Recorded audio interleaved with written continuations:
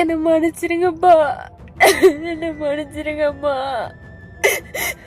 அவ்வளவுதான், முடிஞ்சு போச்சு எல்லாமே. ஹை கைஸ், உங்கள் ஜி மொத்தமெல்லாம் இன்னைக்கு வந்து என்ன பற்றி பேச போகிறோம் அப்படின்னு பார்த்தீங்கன்னா, இந்த சொசைட்டி என்னை வந்து தவறாக நினச்சிக்கோ, என்னோட சொசைட்டி வந்து இதை வந்து தவறாக நினச்சிக்கும் அப்படின்னு சொல்லிட்டு ஒரு பெண்மணி வந்து சூசைட் பண்ணியிருக்காங்க. யார் அப்படின்னு பார்த்தீங்கன்னா, ரித்தன்யா அப்படின்னு சொல்லக்கூடிய அந்த பெண்மணி 27 வயசு ஆகுது. அவினாசி சேர்ந்த அந்த பெண்மணி. அப்பா வந்து ஒரு தொழிலதிபர், ரியல் எஸ்டேட் பண்ணியிருக்காரு, பனியன் கம்பெனி வச்சிருக்காரு. இந்த மாதிரி நடத்தக்கூடிய ரியல் எஸ்டேட்டு இது மாதிரி இருக்கிற ஒரு வசதி வாய்ந்த ஒரு குடும்பம். அந்த குடும்பத்திலிருந்து திருமணம் பண்ணுறாங்க. கிட்டத்தட்ட வந்து 78 நாள் ஆகுது திருமணம் ஆகி. இந்த பெண் கிருத்தனியாக்கும் கவின்குமாருக்கும் ஒரு திருமணம் ஆகி 78 நாள் ஆகுது. 2 பேருக்கும் ஈக்குவல் ஏஜ் தான் இருக்குது. என்ன பண்ணுறாங்க அப்படின்னா, பெண்ணுக்கு வந்து பார்த்தோன்னா அழகான மாப்பிள்ளை வேணும், நல்ல மாப்பிள்ளையே வேணும் அப்படின்னு சொல்லிட்டு தேடுறாங்க. கவின்குமாருக்கு வந்து கிடைக்கிது. அதுக்கப்புறம் திருமணம் வந்து முடிக்கிறாங்க. திருமணத்துக்கு போது என்ன சொல்கிறாங்க அப்படின்னு பார்த்தோன்னா, 500 பவுன் நகை வந்து கேட்குறாங்க. அதுக்கு வந்து சம்மதம் சொல்லி அப்பா ரித்தினா தரப்பில் வந்து கொடுக்குறாங்க, ஒத்துக்கிறாங்க. கார் 78 லட்ச ரூபா கொடுத்து கார் வாங்கி கொடுக்குறாங்க. 2.5 கோடி ரூபா மதிப்பிலான ஆடம்பரமான திருமணம் வந்து செய்கிறாங்க. திருமணம் செஞ்சு 10 நாள் கழிஞ்சு என்ன பண்ணுறாங்கன்னா, இந்த பெண்மணி வந்து அப்பா இந்த குடும்பம் வந்து சரியில்லை, சரியில்லாத குடும்பம், அதனால் வந்து என்னை வந்து தயவு செஞ்சு அங்கே அனுப்பாதீங்க, இவங்க வந்து பார்த்தா மிகப்பெரிய ஒரு கொடூரமான குடும்பம் அப்படின்ற விஷயத்த வந்து அந்த பெண்மணி சொல்கிறாங்க. அக்கம் பக்கத்தில் விசாரிக்கும் போது அவங்க வந்து நல்ல ஒரு குடும்பம் தான், நல்ல எந்த பிரச்சனையும் பண்ண மாட்டாங்க, இந்த பையனும் அந்த மாதிரி கெட்ட பழக்கம் எதுவும் இல்லைம்மா அப்படின்னு சொல்லி சமாதானப்படுத்தி அனுப்புகிறாரு. சமாதானப்படுத்தி அனுப்பினுக்கும் அடுத்து கொஞ்ச நாள்லேயே வந்து பார்த்தீங்கன்னா மறுபடியும் வந்து சண்டை வருது. சண்டை வர்றதுக்கு அப்புறம் வந்து உங்கள் மாமியாரில் பிள்ளை செய்கிறாங்களாம்மா அப்போ அப்பா கேட்குறாங்க. ஆனால் வெளியில் பேசும்போது அந்தமாரி இல்லைம்மா அப்படின்னு சொல்லும்போது மறுபடியும் வந்து நேரில் பெண் வீட்டில் வந்து சமாதானப்படுத்தி கூட்டிகிட்டு போகிறாங்க. என்ன நடக்குது அப்படின்னு பார்த்தீங்கன்னா, இந்த பெண்மணிக்கு வந்து வீட்டில் மாமியார், மாமனார், கணவன் 3 பேரும் வந்து பார்த்தோன்னா மென்டலாக டார்ச்சர் பண்ணியிருக்காங்க. இந்த பணம் வசதியாக இருக்கிறாங்க, பணம் கொடுங்க கொடுங்க கொடுங்க கொடுங்கன்னு கேட்கறது. இல்லை எனக்கு இன்னும் எங்கே வந்து ஏன்னா வந்து திருமணத்தும் போது 500 பவுன் நகை சொன்னாங்க இல்லையா, அது வந்து 300 பவுன் போட்டாங்க. பேலன்ஸ் இருக்கிற 200 பவுன் நகையை வந்து எப்போ கொடுப்பாங்க அப்படின்னு சொல்லி ரொம்ப தொந்தரவு பண்ணுறது, டார்ச்சர் பண்ணுறது, அந்த மாதிரி செஞ்சுருக்காங்க. அது மட்டும் இல்லாமல் பணம் வாங்கிட்டு வா, இத்தனை கோடி ரூபாய்க்கு பணம் வாங்கிட்டு வா, என்னோட மகன் வந்து பிஸ்னஸ் பண்ணணும், உங்ககிட்ட அப்பா வந்து கொடுக்க சொல்லு அப்படின்னு சொல்லிட்டு கேட்கறது. அது மட்டும் இல்லாமல் இவங்களுக்கு வந்து வருமானம் இல்லாத இருக்காங்க அப்படின்னு கேட்டிங்கன்னா, மாப்பிளோட சைடில் வந்து பார்த்தீங்கன்னா மாதத்துக்கு வந்து 20 லட்ச ரூபாய் வந்து வருமானம் வருதாம்மா. அது வந்து அந்த வருமானம் பத்தாது, என்னோட பையன் வந்து ஒரு தொழில் பண்ணும், ஒரு 100 கோடி ரூபாய் வாங்கி கொடுக்க சொல்லு, 100 கோடி பணம் கொடுக்க சொல்லு, பிஸ்னஸ் பண்ணும், ஒரு பிஸ்னஸ் மேன் ஆகணும் அப்படின்னு சொல்லிட்டு ரொம்ப மைண்ட் டார்ச்சர் பண்ணியிருக்காங்க. ஏன்னா அந்த பெண்ணுக்கு தெரியும் அப்பாவோட வசதி எந்த அளவுக்கு இருக்குன்னு சொல்லிட்டு அவங்களும் வந்து முடிஞ்ச அளவுக்கு கிட்டத்தட்ட 300 பவுன் நகைன்னா சாதாரண விஷயம் கிடையாது. அதுக்கப்புறம் கார் வந்து வாங்கி கொடுத்து 78 லட்ச ரூபா கொடுத்து சொகுசு கார் வாங்கி கொடுத்து சாதாரண விஷயம் கிடையாது. 2.5 கோடி ரூபாய் ஆடம்பர திருமணம் பண்ணது சாதாரண விஷயம் கிடையாது. இந்த அளவுக்கு செலவு பண்ணியும் என்னோட மகளுக்கு வந்து பார்த்தோன்னா எந்த பிரச்சனை இருக்கக்கூடாது, நல்ல வாழ்க்கையை வாழட்டும்னு அப்பா சைடில் வந்து பார்த்தோன்னா முயற்சி பண்ணுறாரு. ஆனால் பட் வந்து மாப்பிள்ளையோட சைடில் என்ன பண்ணுறாங்கன்னா, உடல் ரீதியாகவும் அந்த பெண்ணுக்கு வந்து துன்பப்படுத்துகிறாங்க. பகல்ற வந்து பார்த்தீங்கன்னா மென்டல் ரீதியாகவும் துன்பப்படுத்துகிறாங்க.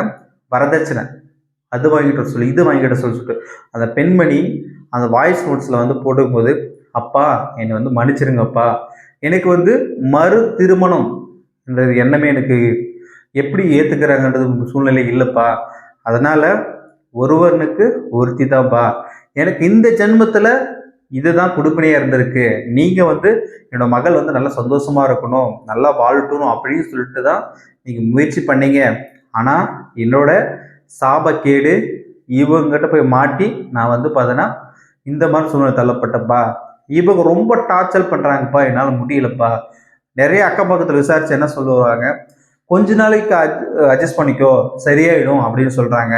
ஆனால் பட் வந்து அது சரியானதா இது இல்லைப்பா, ஏன்னா வந்து அவங்க அவ்வளோ டார்ச்சர் பண்ணுறாங்க அப்படின்னு சொல்லிட்டு அந்த பெண்மணி இது சொல்லும் போது ரொம்ப வருத்தமாக இருக்குங்க. இந்த மாதிரி மனுஷங்கள்லாம் வந்து நடு ரோட்டில் வச்சு சுடணுங்க. ஏன்னா வந்து இப்போ இருக்கிற காலகட்டத்தில் எத்தனையோ பேருக்கு பொண்ணே கிடைக்காம பணம் கொடுத்து நகை கொடுத்து பொண்ணு கட்டிட்டு வர சூழ்நிலை இருக்குது. அதே மாதிரி பிற்காலத்தில் ஒரு முன்னொரு காலத்தில் வந்து பார்த்தீங்கன்னா ஆடம்பரமாக கல்யாணம் பண்ணணும் அப்படின்னாலையும் இவங்க வந்து பொண்ணுக்கு வந்து நகை போட்டு அவங்க கூட்டிகிட்டு போவாங்க.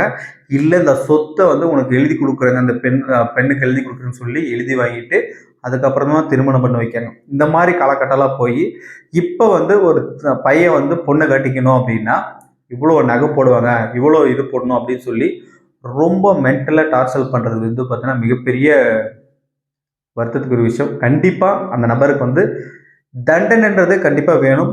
அது மட்டும் இல்லாமல் இந்த பெண்மணி என்ன சொல்கிறாங்க அப்படின்னு பார்த்தீங்கன்னா, இந்த சொசைட்டி என்ன வந்து தப்பாக நினைக்கப்பா, என்னன்னா இந்த பெண் வந்து வேற ஒரு எஃப்ஐஆரில் இருந்தாங்க, அதனால தான் வந்து சூசைட் பண்ணிட்டாங்கன்னு சொல்லுவாங்கப்பா, அதனால தான் உனக்கு வாய்ஸ் நோட்ஸாக போடுறேன். அது மட்டும் இல்லாமல் சரியாக வாழ கூட தெரியலன்னு சொல்லி என்னை வந்து கேலி கிண்டல் பண்ணுவாங்கப்பா, என்னால் வந்து இருக்க முடியாது, அதனால தான் வந்துப்பா இந்த முடிவை எடுக்கிறோம் அப்படின்னு சொல்லிட்டு அந்த பெண்மணி சொல்கிறாங்க. அந்த வாய்ஸ் நோட்ஸ் நீங்களே கேளுங்க. கண்டிப்பாக அந்த பெண்மணிக்கு உரிய நீதி வந்து கிடைக்கணும் அப்படின்றத இந்த வீடியோ வந்து பதிவு பண்ணுறேன். கண்டிப்பாக இந்த வீடியோ பார்த்துட்டு இந்த வீடியோ வந்து ஷேர் பண்ணுங்கள் அப்படின்னு சொல்லிட்டு இந்த வீடியோ இதோட முடிச்சுக்கலாம். நெக்ஸ்ட் வீடியோ வந்து சந்திக்கலாம். பாய். என் உலகமே நீங்களும் அம்மாவும் தான். நீங்களாம் என்னை பத்தி கண்ட கனவும் வச்ச ஆசையும் எதுவுமே நிறைவேறல. ஆனா என்னோட கடைசி மூச்சோட நம்பிக்கை நீங்க மட்டும்தான். ஆனா உங்களை ரொம்ப நான் நோகடிச்சிட்டேன். ரொம்ப என்னால நீங்க காயப்பட்டீங்கன்னு புரிஞ்சிருச்சு. உங்களால வாய்விட்டு சொல்லவும் முடியல, அதே சமயம் என்ன இப்படி பார்க்கவும் முடியல. என்னால நீங்க படுற வேதனை எனக்கு புரியுது. என்னை மன்னிச்சிருங்கப்பா, என்னை மன்னிச்சிருங்கம்மா. அவ்வளவுதான், முடிஞ்சு போச்சு எல்லாமே. நான் போறேன். அவங்க அப்பா அம்மா கவின் இவங்க எல்லாருமே பிளான் போட்டு தான் என்ன கல்யாணம் பண்ணியிருக்காங்க. அவங்க கொடுக்குற மென்டல் டார்ச்சர் என்னால் தாங்க முடியல. உடல் ரீதியாகவும் என்னால் அவங்க கூட உண்மையாலுமே இருக்க முடியல. ரொம்ப டார்ச்சராக இருக்கு டெய்லியும். அதை யார்கிட்ட எப்படி சொல்லி புரிய வைக்கிறதுன்னு தெரியல. கேட்குற எல்லாருமே சகிச்சு போ, வாழ்க்கை இப்படிதான் இருக்கும், இன்னும் பார்க்க வேண்டியது நிறைய இருக்குன்னு தான் சொல்றாங்களே தவிர நான் எவ்வளவு பாதிக்கப்பட்டிருக்கேன்னு யாருமே புரிஞ்சுக்க மாட்டேங்கிறாங்க. நீங்க கூட நான் பொய் சொல்றேன்னு நினைக்கல. சத்தியமா நான் எந்த விதத்துலயும் உங்ககிட்ட பொய் சொல்லப்பா, நடந்தது மட்டும்தான் சொன்னேன். எல்லாருமே நாடகம் ஆடுறாங்க. எனக்கு ஏன் அமைதியா இருக்கேன், ஏன் இப்படி ஆயிட்டேன்னு எனக்கு தெரியல. உங்களால என்னை ஏத்துக்கவும் முடியல, விடவும் முடியல உங்களை. ஆனா நான் லைஃப் லாங் உங்களுக்கு பாரமா இருக்க விரும்பல. இந்த தடவை என் மேல எந்த தப்பும் இல்லப்போ. எனக்கு சத்தியமா இந்த வாழ்க்கை பிடிக்கல. மென்டலி என்ன அசால்ட் பண்றாங்க, பிசிக்கலா ஈவன் டார்ச்சர் பண்றான். என்னால இதுக்கு மேல இந்த வாழ்க்கையை கண்டினியூ பண்ண முடியும்னு தோணல.